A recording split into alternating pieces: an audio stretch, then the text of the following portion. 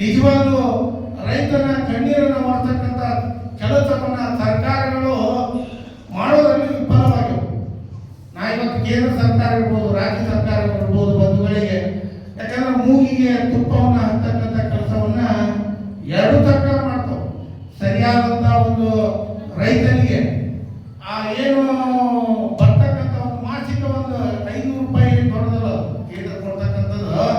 ಅದೇನು ನಮ್ಮ ರೈತನ ಒಂದು ಇದಕ್ಕೆ ಸುಮಾರು ಒಂದು ಈ ಮುಂದಿನ ತೀರ್ಮಾನದೊಳಗೆ 3,000 ರೂಪಾಯಿ ಮಾಡಬೇಕು ಕೇಂದ್ರದಿಂದ. ರಾಜ್ಯ ಸರ್ಕಾರ ಕೂಡ ಆ ಒಂದು ರೈತನ ಒಂದು ಏಳಿಗೆ ರೈತ ಏನಪ್ಪಾ ಅಂತಂದ್ರೆ ಇವತ್ತು ತಲೆ ಎತ್ತಿ ಮಾಡಬೇಕು, ಅವನ ಒಂದು ಕೈ ಬಲಪಡಿಸ್ಬೇಕಂತಂದ್ರೆ ಎಲ್ಲ ಸರ್ಕಾರಗಳು ಕೂಡ ರೈತರ ಒಂದು ಬೆಳೆದಿರ್ತಕ್ಕಂಥ ಬೆಳೆಗಳಿಗೆ ಏನು ಒಂದು ನ್ಯಾಯಯುತವಾದಂಥ ಬೆಲೆಯನ್ನು ಕೊಡೋದಾಗಲಿ, ಮತ್ತೆ ಉತ್ತಮವಾದಂಥ ಬೀಜ ರಸಗೊಬ್ಬರವನ್ನು ಕೊಡುವಂಥದ್ದಾಗಲಿ, ಇಂಥ ಅನೇಕ ಹಲವಾರು ಕಾರ್ಯಕ್ರಮ